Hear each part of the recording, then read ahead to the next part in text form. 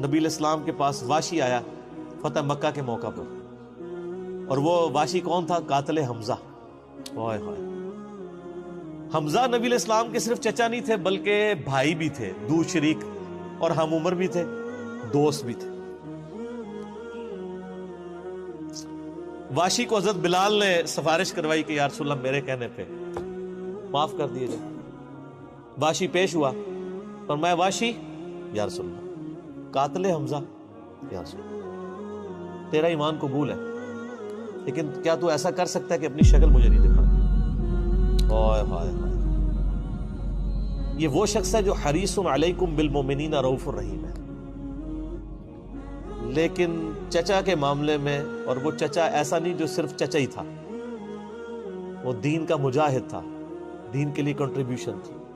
اور میں آپ کو علا وجہ بصیرت کہتا ہوں کہ حضور کی وفات کے وقت اگر حضرت حمزہ زندہ ہوتے، خلیفہ اول حضرت ابوبکر نے نہیں ہونا تھا، حضرت حمزہ نہیں ہونا تھا۔ اس کا لاجیکل ثبوت یہ ہے کہ غزوہ بدر میں مسلمانوں کا لیڈر کون تھا آرمی کا؟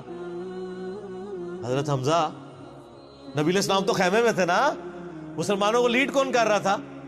حضرت حمزہ۔ غزوہ احد میں کون لیڈ کر رہا تھا؟ حضرت حمزہ۔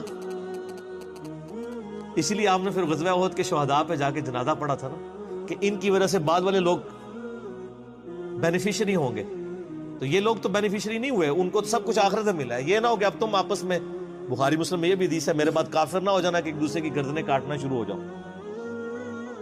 اور وہی ہوا پھر بعد میں۔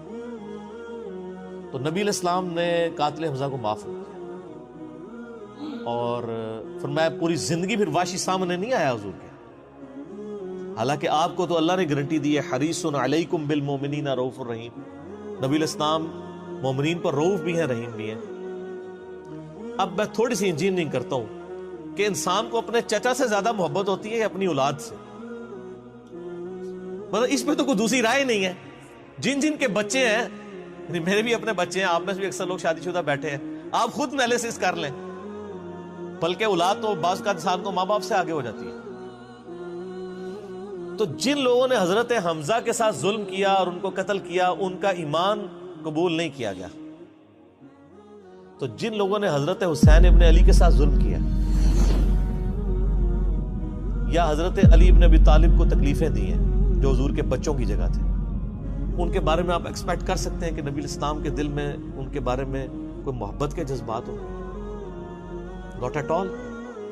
حتیٰ کہ آپ دیکھ لیں مسند احمد میں تواتر سے وہ حدیث نقل ہوئی ہے کہ ابن عباس کہتے ہیں کہ ایک دوپہر کے وقت میں نے خواب دیکھا اور میں گھبرا کے اٹھ گیا اس خواب کی وجہ سے۔ میں نے دیکھا کہ نبی علیہ السلام جو ہے وہ پرانگدہ حالت ہے، بال بکھرے ہوئے ہیں، جسم پہ گرد پڑی ہوئی ہے، ہاتھ میں خون کی ایک شیشی ہے، اور میں نے کہا یا رسول اللہ میرے ماں باپ قربان، آپ کی کیا حالت ہے؟ تو فرمایا کہ یہ حسین اور اس کے ساتھیوں کا خون ہے جو صبح سے میں کربلا میں سمیٹ رہا ہوں۔ اور یعنی ایک اللہ کی طرف سے دکھایا گیا یہ تشبیہ، یعنی ایک لادہ سے ایک محکمہ خواب کے محکمہ بالکل الگ سے۔ آپ مجھے خواب میں آئے تو آپ کو نہیں پتا ہوگا کہ آپ میرے خواب میں آئے، یہ اللہ تعالیٰ تمثیلاً دکھاتا ہے۔ اور نبی علیہ السلام کو خواب میں دیکھ رہا ہے کون؟ صحابی، تو وہ تو کنفرم ہے، بخاری مسلم میں حدیث ہے، جس نے مجھے خواب میں دیکھا میری شکل میں شیطان نہیں آ سکتا، اور وہ شکل صحابی کو تو پتا تھی، اور صحابی بھی عام نہیں، عبداللہ ابن عباس کہتے ہیں میں گھبرا کے اٹھا، میں نے وقت اور تاریخ نوٹ کر لی اور دن بھی، کئی ہفتوں بعد پتا چلا کہ اسی دن 10 محرم 61 ہجری میں حضرت حسین ابن علی کو شہید کیا۔ تو حسین ابن علی کی وفات کے اوپر یہ ابن عباس کو خواب میں آنا حضور صلی اللہ علیہ وسلم نے انڈیکیٹر دے دیا نا، اسی حدیث کو نقل کر کے اسماعیل دہلوی، جس کو دیوبند اور اہل حدیث جو اس وقت پریکٹیکلی یعنی ایک سمجھ لیں کہ یزید کے ٹھیکیدار بنے ہوئے ہیں اس کے دفاع کے اوپر، ان کے مشترکہ امام ہے اسماعیل دہلوی، شاہ ولی اللہ دہلوی کا پوتا۔ اس نے جو کتاب لکھی ہے نا تقویت الایمان، جس میں گستاخیاں بھی ہیں، وہ اس کتاب کے اندر ہم نے اس کا جے پی جی بھی لگایا تھا، اس میں اس نے لکھا ہے کہ اس حدیث سے پتہ چلا کہ نبی علیہ السلام وفات کے بعد بھی اللہ کی جنتوں میں حسین کے قتل کی وجہ سے غم زدہ ہیں۔ اور اس نے بھی لکھا یزید پلید لفظ لکھا، وہ اس پوری کتاب میں جہاں جہاں لفظ استعمال کرتے ہیں یزید پلید استعمال کرتے ہیں۔ تو بعد میں سعودی ایران ٹسل شروع ہوئی تو یہ یزید کی وکالت کرنی شروع کر دی، اہل حدیث تو خیر اس وقت ناسبیت اور یزیدیت کا جھنڈا اٹھائے ہوئے ہیں، دیوبند میں کم لوگ ہیں ایز کمپیئر ٹو اہل حدیث، اور بریلویوں میں تو بہت ہی کم ہے۔ تو یہ میں آپ کو صرف ایک کمپیریزن بتا رہا ہوں کہ انسان کو اپنی اولاد سے جو محبت ہوتی ہے وہ تو آپ سوچ نہیں سکتے۔ ترمذی میں اور مسند احمد میں حدیث ہے، نبی علیہ السلام نے حضرت حسین کو اٹھایا ہوا ہے اور آپ فرماتے ہیں اللہ یہ میرے بیٹوں میں سے ایک بیٹا ہے، اے اللہ اس سے محبت کر، جو اس سے محبت کرے، اس سے دشمنی رکھتے اس سے دشمنی رکھتے۔ ہم یہ پوچھتے ہیں کہ حسین سے دشمنی کس نے رکھی ہوئی ہے؟ ذرا پوائنٹ آؤٹ کریں نا، کیا یہ تھریٹیکل بات ہے؟ تھی نا دشمنی، آج تک ہے، اس زمانے میں بھی تھی، تو وہ ان لوگوں کو پھر ان کے ساتھ کیا معاملات ہوں گے؟ باقی واقعہ کربلا والا ریسرچ پیپر 5B پڑھ لیں تو آپ کو معاملات کلیئر ہو جائیں گے۔ تو یہ غل کے اوپر میں نے بات کی، اور اس کے اوپر بعض لوگوں جو ہیں وہ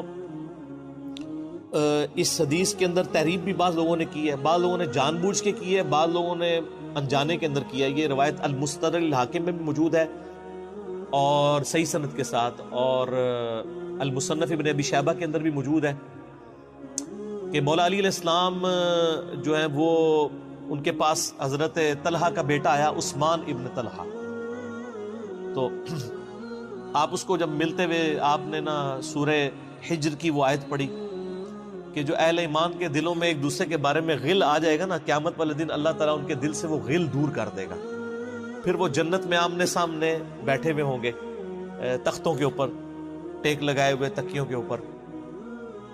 تو انہوں نے کہا کہ میں اللہ سے امید کرتا ہوں کہ یہ آیت میرے، طلحہ اور زبیر اور عثمان ابن عفان، ان 3 بندے اور چوتھا میں، یہ آیت ہمارے بارے میں ہے کہ اللہ تعالیٰ ہمارے دلوں میں جو ایک دوسرے کے لیے میل آ گیا قیامت والے دن وہ دور کر دے گا اور ہم ایک دوسرے سے راضی ہو جائیں گے۔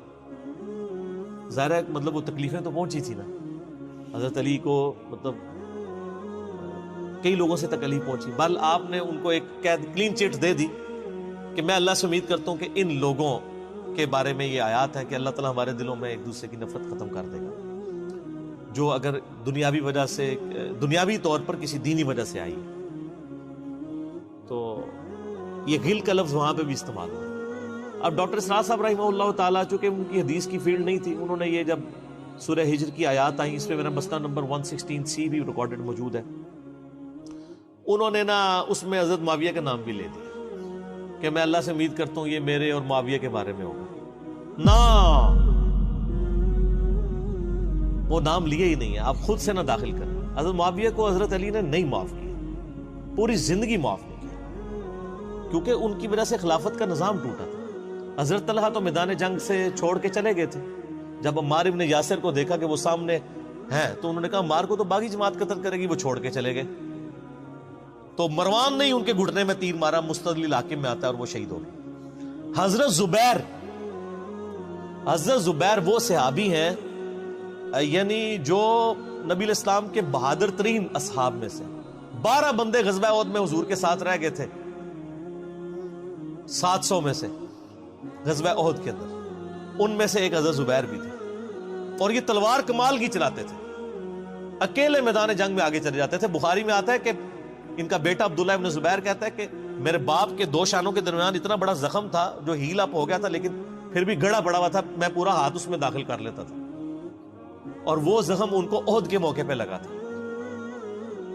ٹھیک ہے، اور پھر جنگ، اسی حدیث میں بخاری کے آتا ہے کہ جنگ یرموک کے موقع پر لوگ یعنی لیڈر کے اوپر چل رہے ہوتے ہیں، تو حضرت زبیر بھی ایک اسکواڈ کو لیڈ کر رہے تھے، تو لوگوں نے کہا حضرت آپ آگے جائیں، انہوں نے کہا جب میں آگے جاؤں گا تو میرے ساتھ کوئی نہیں آگے جا سکتا۔ وہ اکیلے گھوڑے کو انہوں نے جو ہے وہ ایڑی لگائی اور رومن امپائر کی یعنی فوج کے اندر گھس گئے، اور کوئی بھی ان سے لڑنے کے لیے تیار نہیں ہوتا تھا، اتنی بہادری تھی ان کے اندر، لیکن جنگ جمل میں حضرت علی کے مقابلے پہ آ گئے۔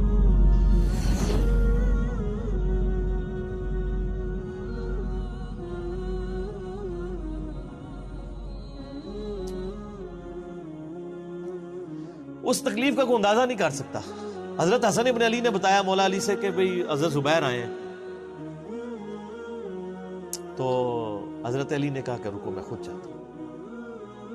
گئے، کہا زبیر یاد ہے وہ دن جب نبی علیہ تو مجھ سے بڑا پیار کر رہے تھے، پھوپھی ذات تھے نا، نبی علیہ السلام کی پھوپھی کے بیٹے ہیں حضرت زبیر بن عوام رضی اللہ تعالیٰ. تو حضور نے تم سے ایک بات کہی تھی کہ تم علی سے اتنی محبت کرتے ہو، ایک دن آئے گا کہ تم تلوار لے کے علی کے خلاف کھڑے ہو جاؤ گے. تو تم نے کیا کہا تھا کہ یا رسول اللہ میں علی کے خلاف کھڑا ہوں گا؟ فرمایا ہاں تم اس وقت ظالم ہو گئے. تو حضرت زبیر جو ہے وہ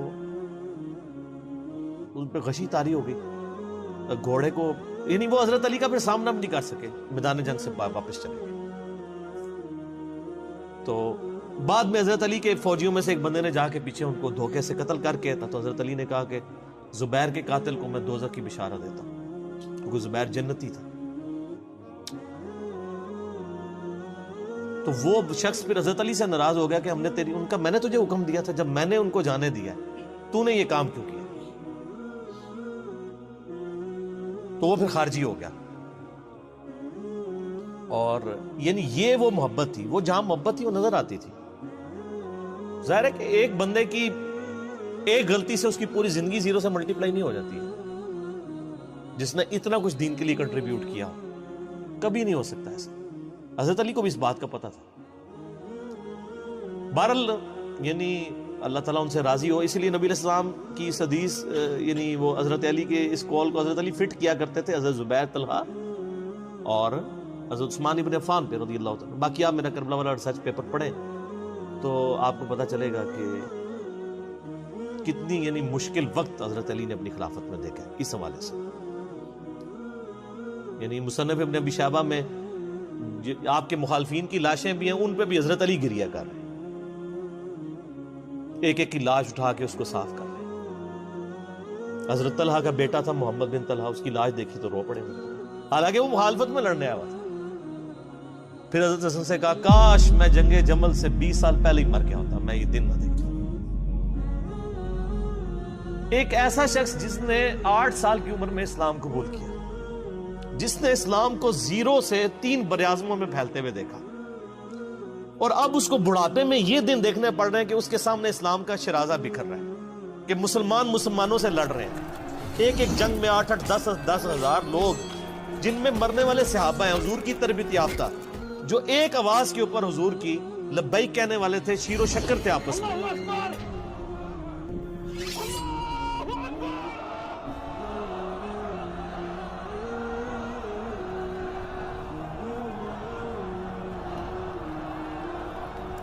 آپ اندازہ کر سکتے ہیں. اسی لیے حضرت علی جو ہیں وہ یعنی کوفے میں شہر سے باہر آپ کو پتہ ہے کنویں ہوا کرتے تھے، اکیلے جا کے کنویں پہ بیٹھ کے رویا کرتے تھے کہ اللہ اس امت کے ساتھ کیا ہو گیا. کوشش کرتے رہے، اینڈ رزلٹ یہ ہے کہ وہ خلافت کا نظام. اسی لیے مصنف ابن ابی شیبہ میں آتا ہے کہ آپ نے فجر اور عشاء کی نمازوں میں قنوت نازلہ پڑھی، اللہم علیک بمعاویہ واشیاءہ، اے اللہ معاویہ اس کے شیعہ کو برباد کر، علی اور اس کے عمرو بن عاص اور اس کے شیعہ کو، ابا سلمی اور اس کے شیعہ کو، قیس اور اس کے شیعہ کو برباد کر. باقی احادیث میں آپ علیہ السلام نے جو بشارت کر دی تھی، سنن سعید کبریٰ کے اندر حدیث موجود ہے، حاکم کے اندر، کہ نبی علیہ السلام نے حضرت علی سے ایک دن فرمایا تھا، اے علی اگلی امتوں میں سب سے بڑا بدبخت وہ تھا جس نے قوم عاد کی اونٹنی کو قتل کیا اور اس کے بعد عذاب آ گیا. میری امت کا سب سے بڑا بدبخت وہ ہوگا جو تیرے سر کے خون سے تیری داڑھی کو رنگ دے، اور وہی ہوا ہے. اور اس کے بعد پھر دیکھیں امت ایک جگہ جمع نہیں ہوئی ہے. حضرت علی ایک آخری کوشش تھی، اور جن لوگوں نے اس وقت ساتھ نہیں دیا پھر ان کو دنیا میں اس کا خمیازہ بھگتنا پڑا ہے. عبداللہ بن عمر نے بیعت نہیں نہ کی تو صحیح بخاری اٹھا کے دیکھیں، عبداللہ بن عمر کو آل امیہ نہیں قتل کروایا، حجاج بن یوسف نے زہر آلود نیزہ مروا دیا. اور حاکم کے اندر مجموع الزوائد کے اندر موجود ہے، حضرت عبداللہ بن عمر آخری عمر میں کہا کرتے تھے کاش میں اس وقت علی کا ساتھ دیتا اور یہ خلافت کا نظام تو بچ جاتا. کیونکہ کئی لوگ بیچ میں نیوٹرل ہو گئے تھے جو پھر ساتھ نہیں دیا، تو اس کی وجہ سے پھر حضرت علی کے چونکہ اب پاس اتنی مین پاور نہیں تھی کہ اس سسٹم کو سنبھال سکتے، بال پھر وہ شہید ہو گئے اور پھر معاملات آ گئے. خیر بات کہاں سے کہاں نکل گئی، کیونکہ یہ اس کے ساتھ غل کا لفظ تھا، تو یہ غل کے لفظ کو ایڈریس کرنا ضروری تھا. تو آج ہم جب جنگ جمل صفین نہروان کو ڈسکس کرتے ہیں تو یہ کوئی غل والی بات نہیں ہے، یہ وہ چیزیں ہیں جو ایک ریالٹی ہیں اور وہ اگر یہ غل والی بات ہے تو نبی علیہ السلام کے دل میں بھی نعوذ باللہ غل تھا، مولا علی کے دل میں بھی غل تھا. ایسا نہیں تھا. وہ دین کی حمیت کہلاتی ہے، اس کو غل نہیں آپ کہتے.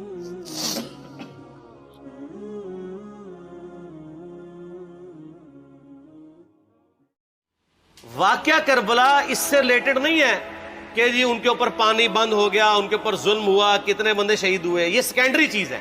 اصل چیز ہے کربلا ہوئی کیوں نبی علیہ السلام کی محنت کو 50 سال کے اندر اس لیول تک پہنچا دیا گیا کہ ہزاروں صحابہ زندہ ہیں اور نبی صلی اللہ علیہ وآلہ وسلم کی پوری اولاد ذبح کر دی جاتی ہے.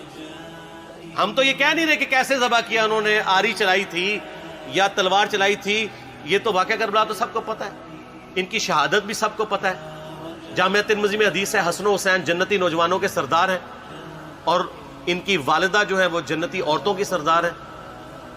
اور المستدرک الحاکم میں حدیث ہے حسن و حسین جنتی نوجوانوں کے سردار ہیں اور ان کے والد ان سے بھی بہتر ہیں. تو یہ تو ڈیفینٹ حدیثیں ہیں، یہ تاریخ تو نہیں ہے، نبی علیہ السلام کے فرامین ہیں. تو ان کی موجودگی میں ان کے ساتھ یہ کچھ کیا جائے تو ہم نٹی گریٹیز میں نہیں پڑھتے، ہم اس تھیم کے اوپر کہ یہ کون سی چیز تھی جس نے خلافت راشدہ کو ملوکیت میں بدل دیا، ہم اس تھیم کے اوپر بات کرتے ہیں. ہم کہتے ہیں چھوڑ دیں، بندے ہندے چھوڑیں. الٹیمیٹلی کیا نکلا ہے، کس کی وجہ سے ہوا ہے، وہ تو احادیث کی کتابوں میں موجود ہے. ہم کب کہہ رہے ہیں خفیہ کیمرے لگا گئے جی کس نے گولی پہلا تیر کس نے چلایا یہ وہ. ہم تو بتا رہے کس کے دور حکومت میں ہوا اور ان کا اپنا کردار کیا تھا، اس کو کس طریقے سے لا کے تخت پہ بٹھایا گیا. وہ ساری کی ساری چیزیں تو سامنے ہیں. وہ تاریخ کی کتابیں نہیں ہیں، حدیث کی کتابیں ہیں. اگر آپ کہتے ہیں کہ بخاری مسلم سے ہم نے صرف رفع الیدین کی حدیثیں لینی ہیں یا ایمانیات کی حدیثیں لینی ہیں اور باقی جو بخاری اور مسلم میں آل امیہ کی بدماشیوں کو ننگا کیا گیا ہے وہ ہم نے نہیں لینی ہے، تو سر پھر آپ اپنے آپ کو کلیئر کٹ، پھر ہم آپ سے واقعہ کربلا نہیں ڈسکس کریں گے، حجیت حدیث میں بات کریں گے. آپ کو اپنے آپ کو منکرین حدیث کہنا پڑے گا. یہ آپ اسکروٹنگ کیسے کریں گے؟ اس سے بڑی بات مجھے یہ بتائیں کہ عظمت صحابہ بڑی چیز ہے یا عظمت محمد رسول اللہ صلی اللہ علیہ وآلہ وسلم؟ تو بریلوی یہی تو رونا رو رہے ہیں. وہ کہہ رہے ہیں کہ قرآن میں تھوڑی آیات ہیں. آپ پھر مڑ مڑ کے پڑھتے ہیں قل انما انا بشر مثلکم، اس میں تو نبی علیہ السلام کی تنقیص ہو رہی ہے. تو ہم ان کو کیا کہتے ہیں کہ تنقیص مقصد نہیں، نعوذ باللہ نہ ہو رہی ہے. آپ افضل البشر ہیں لیکن آپ کی سپیشیز بشر ہے. یہ ہم اپنا عقیدہ سمجھتے ہیں، وہ اس کو تنقیص شمار کرتے ہیں. تو پھر اس وقت آپ بھی بریلویوں کی بات مان کے تو یہ آیات پڑھنا چھوڑ دیا کریں. آپ کہتے ہیں نہیں آیات ہے کیوں نہ بیان کریں، تو ہم بھی کہتے ہیں احادیث ہے کیوں نہ بیان کریں. کہ صحیح بخاری میں حدیث ہے 2812 عمار کو ایک باغی جماعت قتل کرے گی، وہ جماعت دوزخ کی طرف بلا رہی ہوگی اور عمار ان کو اللہ اور جنت کی طرف بلا رہا ہوگا. اب اس کے نرغے میں جو آتا ہے وہ آئے، میں اپنے نبی سے ٹکر لے لوں. آپ لوگوں کے منہ کا خیال رکھتے ہوئے کہ میں نبی علیہ السلام کو کہوں کہ آپ نے کیوں ایسی بات کر دی کہ مولا علی کے مخالفین کو آپ نے دوزخ کی طرف بلانے والی جماعت کہہ دیا. تو لیں آپ ٹکر، جائیں سیدھا دوزخ میں. اور تھوڑی جرت کریں، آپ یہ کہا کریں کہ اے اللہ، اپنے لیے کہا کریں کہ اللہ تعالیٰ آپ کا حشر یزید اور یزید کے آباء و اجداد کے ساتھ کرے اور اس کی اولاد کے ساتھ. ہم کہتے ہیں کہ اللہ تعالیٰ ہمارا حشر جو ہے وہ مولا حسن حسین، مولا علی علیہ السلام اجمعین اور اہل بیت کے ساتھ کرے. آمین. اور آپ میں تو اتنی جرت نہیں آپ یہ بات بھی کر سکیں کیونکہ ان کو پتہ ہے. تو نبی علیہ السلام کی احادیث کو بیان کرنے کو یہ سمجھتے ہیں کہ جی اس سے مصیبت کھڑی ہو جائے گی تو اپنے آپ کو منکرین حدیث ڈکلیئر کریں. پھر حجیت حدیث کا مقدمہ ڈسکس ہوگا، پھر کربلا نہیں ڈسکس ہوگی. اور یہ ٹی وی پہ بھی آ کے مولوی بیٹھے ہوتے ہیں، سنیوں کے بھی شیعوں کے بھی، مڑ مڑ کے جی وہ یزید نے یہ کر دیا. وہ یزید نے کیا کیا ہے یار؟ وہ تو سسٹم کا نمائندہ بن کے آیا جو پیچھے سے خراب تھا. یزید کو لے کے بیٹھے ہیں، یزید یزید یزید یزید. بھائی پیچھے سے معاملہ خراب ہوا. اگر نہیں یقین آتا تو یہ بخاری مسلم کی میں نے آلموسٹ 200 سے زیادہ حدیث مین سٹریم کی کتابوں سے اکثر بخاری مسلم جمع کیے، پڑھے. اور سر میں نے تو ان کو چیلنج دیا ہے یہ حدیثیں پڑھ کے نا اپنے ممبروں سے صرف ان حدیثوں کی تشریح اپنی پبلک کے سامنے کر دیں. نہیں کر سکتے تو پھر لعنت کے مستحق تو ہو رہے ہیں حق چھپا کے. اور قیام الدین کے منہ پہ لگام ڈالی, اور پھر مڑ مڑ کے کہتے ہیں نہیں جی وہ کچھ چیزیں خاص ہوتی ہیں وہ عوام الناس کے سامنے نہیں کرنی چاہیے, وہ صحابہ کرام بھی بعض اوقات ایسی باتیں پبلکلی نہیں کرتے تھے. میں نے اس کے اوپر بڑا ایک میرا کلپ ہے یوٹیوب پہ, مولا علی سے متعلق 5 جھوٹ, تو میں نے کافی ساری چیزیں اس میں ڈسکس کی ہیں. لیکن میں یہ کہتا ہوں کہ اللہ کے بندو, جو چیزیں نبی علیہ السلام نے منع کی ہیں بیان کرنے سے وہ تو ہم ڈسکس کر بھی نہیں رہے. میں نے آج تک آپ کو منافقین کے نام بتائے؟ آپ نے حذیفہ ابن یمان کو بتائے تھے نا آپ صلی اللہ علیہ وسلم نے, صحیح بخاری میں آتا ہے, تو میں نے آپ کو بتائے, آپ رازدار رسول تھے, وہ ختم ہوگی بات. میں نے کبھی ڈسکس کی ہے؟ اگرچہ میں نے صحیح مسلم کی حدیث 7035 نمبر ڈسکس کی ہے کہ نبی علیہ السلام نے فرمایا میرے صحابہ میں 12 منافق ہیں, وہ کبھی بھی جنت میں داخل نہیں ہوں گے یہاں تک کہ سوئی کی ناکے سے اونٹ نہ گزر جائے, اور ان میں سے 8 ایسے ہیں جس کی کمر پہ دوبیلا پھوڑا نکلے گا. میں نے آج تک آپ کو بتایا کہ کس کس کی کمر پہ دوبیلا پھوڑا نکلا اور اس کی موت اسی پھوڑے میں ہوئی ہے؟ بتایا؟ تو میں تو وہ چیزیں ڈسکس بھی نہیں کر رہا, میں وہ چیزیں ڈسکس کر رہا ہوں جو نبی علیہ السلام نے علامات النبوہ میں بتائی ہیں. یہ امام بخاری حدیث نبوت کی دلیل کے چیپٹر میں لے کے آئے ہیں, اور امام بہقی نے 3500 احادیث پر مشتمل ایک کتاب لکھی ہے دلائل النبوہ, کہ ہم نبی صلی اللہ علیہ وسلم کو نبی کیوں مانتے ہیں, اس کے اوپر. اور اس میں یہ ساری حدیثیں عمار بن یاسر کے قتل والی لے کے آئے ہیں بتانے کے لیے کہ دیکھیں ہمارے نبی علیہ السلام کی نبوت کی دلیل ہے کہ آپ نے اپنی وفات کے آلموسٹ 30 سال کے بعد ہونے والے واقعے کو پہلے ہی بتا دیا. یہ حدیثیں چھپانے والی نہیں, بیان کرنے والی ہیں, علامات النبوہ کی حدیثیں. آپ کہتے ہیں چھپائیں, اگر کوئی حدیث دنیا میں نہیں چھپائی جا سکتی نا تو علامات النبوہ والی حدیث ہے, کیونکہ وہ تو نبی صلی اللہ علیہ وسلم کی نبوت کو جسٹیفائی کرتی ہے. ورنہ میرا ایک معصومانہ سوال ہے کہ نبی صلی اللہ علیہ وسلم نے یہ باتیں کر کے ان کے زوم میں نعوذ باللہ امت کو مصیبت میں ڈال دیا. آپ نے خود ہی فرمایا کہ یہ ہوگا. کیوں فرمایا آپ نے؟ میں تو بیان کر کے مجرم ہوں, تو جس نے مجھے خبر دی ہے ان کے بارے میں آپ کا کیا خیال ہے؟ یہ مسند احمد کی حدیث یہ میں نے گھر بیٹھ کے بنائی ہے کہ میری بیوی کا کیا حال ہوگا جس پہ خوف کے کتے بھونکیں گے. تو سیدہ عائشہ سے مجھ سے زیادہ نبی علیہ السلام کو محبت تھی, لیکن آپ اللہ کے پیغمبر تھے, آپ نے اپنے گھر کی خبر بھی نہیں چھپائی, بتا دی کہ یہ ہوگا. اور اس سے بڑھ کے آپ صحیح بخاری میں دیکھیں عمار بن یاسر کا خطبہ ہے. میں نے یہ سارا, پریشان نہیں ہونا, یہ ریسرچ پیپر میں سارا کچھ موجود ہے, اور کوئی چیز بھی ایسی نہیں جو اس میں سکپ ہو. صحیح بخاری میں خطبہ ہے کہ عمار بن یاسر کو مولا علی نے بھیجا کوفے میں. کوفے والے نیوٹرل ہو گئے تھے کیونکہ بصرہ سے سیدہ عائشہ آ رہی تھی, اور وہاں پہ انہوں نے کہا نہ ہم سیدہ عائشہ کا ساتھ دیں گے نہ مولا علی کا دیں گے. تو عمار بن یاسر کو تیار کرنے کے لیے, یعنی وہاں کے جو عوام تھی اس قتال کے لیے, مولا علی نے بھیجا.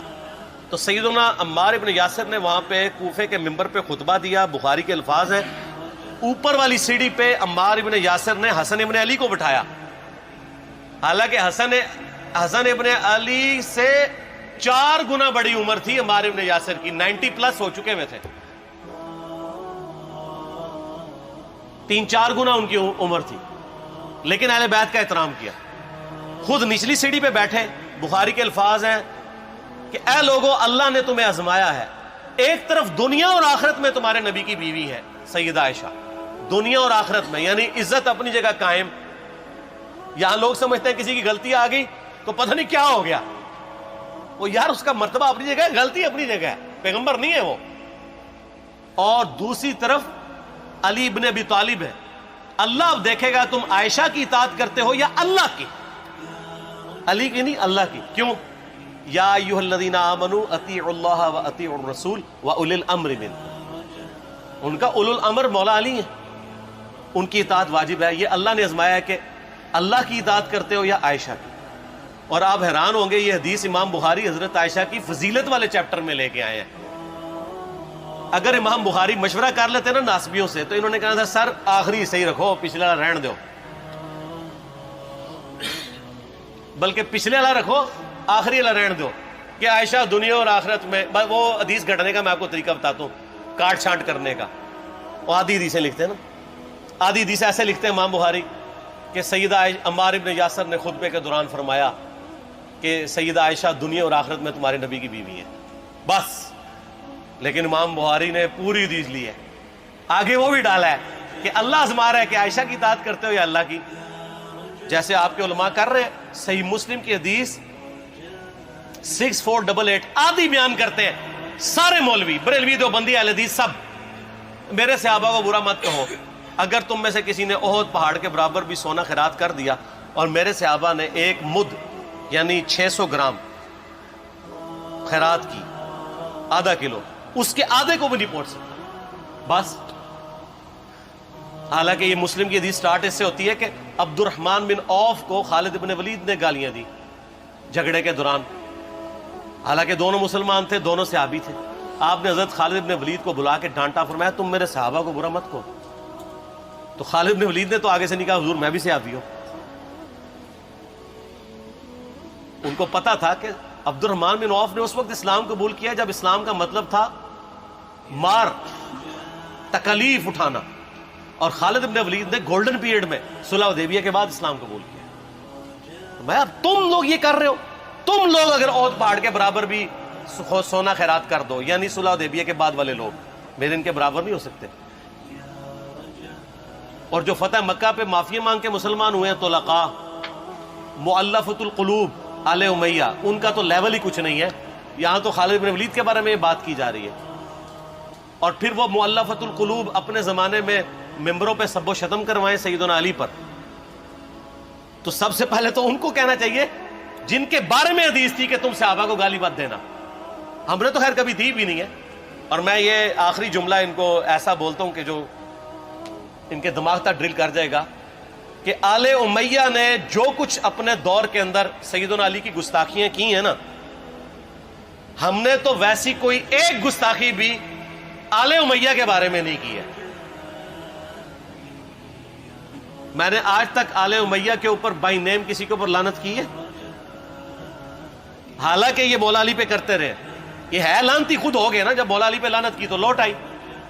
مسند ابی یعلا میں صحیح سند کے ساتھ حدیث موجود ہے، مسند احمد میں بھی موجود ہے کہ سیدنا علی کو جس نے گالی دی اس نے رسول اللہ کو گالی دی صلی اللہ علیہ وسلم. جب ام سلمہ نے کہا تھا، شیخ زبیر صاحب نے اس کو تحکیم میں صحیح لکھا ہوا ہے فوٹ نوٹ کے اوپر، کہ لوگوں تمہارے ممبروں پر رسول اللہ کو گالیاں دی جاتی ہیں، تو انہوں نے کہا معاذ اللہ، ہم کب کہیں گے، ایسا نہیں ہو سکتا. تو ام سلمہ نے کہا تم لوگ علی اور اس سے محبت کرنے والوں پہ گالی گلوچ نہیں کرتے ہو کیا؟ جبکہ میں نبی کی بیوی کہتی ہوں کہ سب سے زیادہ رسول اللہ سے محبت، سیدنا علی سے محبت نبی صلی اللہ علیہ وآلہ وسلم کرتے تھے. لہٰذا جب یہ تم کہتے ہو نا علی پر لعنت، علی سے محبت کرنے والوں پہ لعنت، تو یہ لعنت تو تم نبی علیہ السلام تک لے کے جا رہے ہو نعوذ باللہ، کیونکہ علی سے محبت کرنے والا پہلے نمبر پہ نبی صلی اللہ علیہ وآلہ وسلم ہے. اور پھر کہتے ہیں سب کا مطلب تنقید ہے. اور نہ، پرانیاں گلاں، پرانے بابے، پرانے بزرگ، جھوٹے ہو. صحیح مسلم کھولو 6229 غدیر خم سے اگلی حدیث، لعن اللہ ابا التراب کے الفاظ ہیں، مٹی والے ابن ابی طالب پر لعنت، یہ الفاظ موجود ہے. سب کا ترجمہ لعنت ہی ہے، تنقید نہیں ہے. اچھا پھر میرا معصومانہ سوال ہے کہ اس کا مطلب ہے صحابہ پہ تنقید کرنا اچھا کام ہے؟ کہیں گے نہیں. تو بتاؤ یہ برا کام کون کرتا تھا؟ شیعہ کا ابا کون ہے؟ رافضیوں کا ابا کون ہے؟ آل امیہ. تو لہذا شیعہ نو میں کہنا کہ تسی شیخین کے اوپر بکواس اور تبرہ کرنے کی بجائے نا، آپ لوگوں کو حقائق بتائیں کہ ٹوٹی کمند کہاں. یہ سب مجرمین آل امیہ ہے. اور یہ آل امیہ اور بنو ہاشم کی لڑائیاں نبی اسلام کی بعثت سے پہلے چل رہی تھی، صدیوں سے چل رہی تھی. وہ تو پھر اللہ نے بنو ہاشم کو نبوت کے لیے چنا، تو ان کو یہ پھر جیلسی ہضم نہیں ہوئی، وہ چیز آگے چلتی تھی. خیر چھوڑ دیں، ایک تلخ ٹاپک ہے. صلاۃ بر محمد و آل محمد، اللہم صلی علی محمد و علی آل محمد.